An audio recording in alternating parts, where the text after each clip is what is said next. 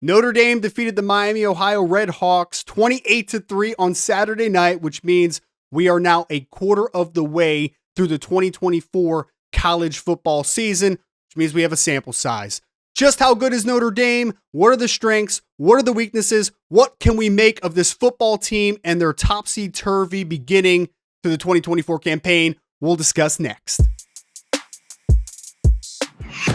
Through these 4 games, we have seen a team defeat a top 25 SEC school on the road in Texas A&M. We saw them have a disastrous loss to Northern Illinois at home, 16-14, slaughtered the Purdue Boilermakers 66-7 on the road, and now come back with a less than thrilling 28-3 win over Miami, Ohio on Saturday night. So the natural question begins, what is this football team? What can we make of year 3 under head coach Marcus Freeman?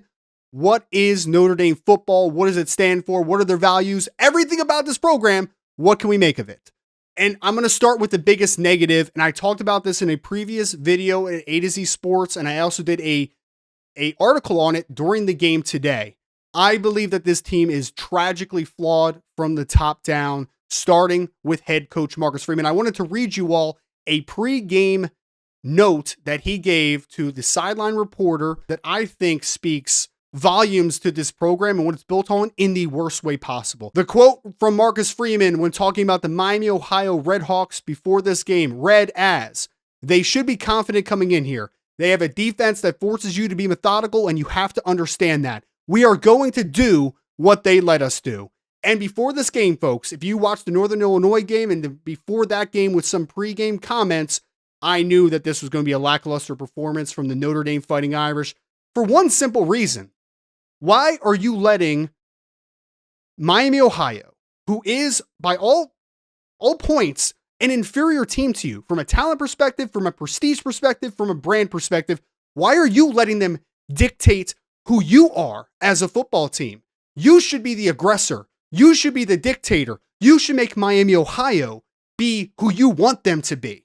You set the tone as a football program. And I think that this part is the biggest flaw to the Marcus Freeman era.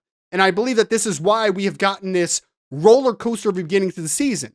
When you have the status point of, I am going to let everything come to us and we're going to make plays, we know that there's luck involved in this sport. It's only going to take a ball bouncing one way, the wrong way, for you to not capitalize. Notre Dame football is one of the biggest brands, not only in college football, but in all of sports.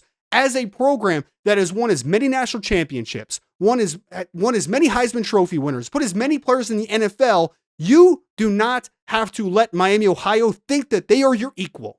You should come in here with angst and physicality. You just lost to a MAC team 2 weeks ago at home in your home stadium, and 2 weeks later, you have this type of performance against another MAC football team. I am disheartened as a Notre Dame fan after this game for their performance, and I am troubled for what the future of Notre Dame football has in store under head coach Marcus Freeman. Despite that, there are some positives. Believe it or not, as strong as that sounds, I got a lot out of this football game in the first 4 games of the season. I want to start on the defensive side of the ball because, folks, this group is elite.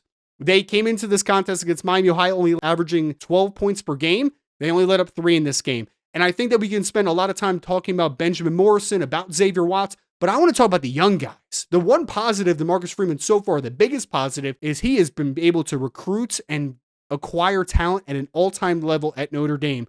I am just so happy to see guys like Christian Gray, Adon Schuler, Boubacar Traore make so many plays in this football game. Drake Bowen on the second level, Kingston Viliamo-Asa over the last couple weeks. The future from a talent perspective is on an all-time high at Notre Dame. If the top can match the depth and the talent in this class, I think Notre Dame has a chance to be very good from here on out, but obviously those two things do need to mesh. Second big positive, Notre Dame has the best running back room in all of college football. I am certain of this. We have now seen Jeremiah Love, we have seen Jadarian Price, we've seen Aeneas Williams, we have seen Keidron Young, even in spurts against Purdue. This team is deep, physical, and if Notre Dame does want to have this identity as a strong running team, I do think that they have the backfield to absolutely do that. Despite what people are going to say out there and criticize this Notre Dame program for what they did against Miami, Ohio. I do also think that we saw plenty of positives from Riley Leonard. Is it perfect? No.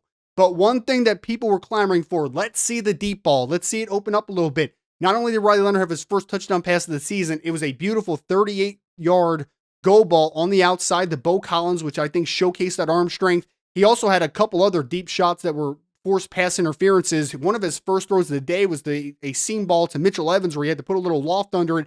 And if not for the interference, that would have been a big play to Mitchell Evans. So I think you saw explosive capability in the passing game for the first time this season, which was really good to see. Now, that being said, on the other side, Riley Leonard needs to become a lot more consistent short to intermediate. That was actually something he was better at the first couple games of the season, and he struggled to throw that deep ball. If those two things mesh, I still believe that Riley Leonard can be a dynamic dual threat weapon for Notre Dame. It's going to depend on if the head coach and this coaching staff can highlight that well enough in a cohesive way. That's the question mark, but we saw progress from Riley Leonard. He was way better than he was 2 weeks ago. He was better than he was last week. We saw progress today. Folks, there's going to be positive. There's going to be negative. We are Notre Dame fans. I was born in the 90s. We know that there's a lot of frustration to being a Fighting Irish fan. But despite that, as always, the fandom will prevail. Go Irish.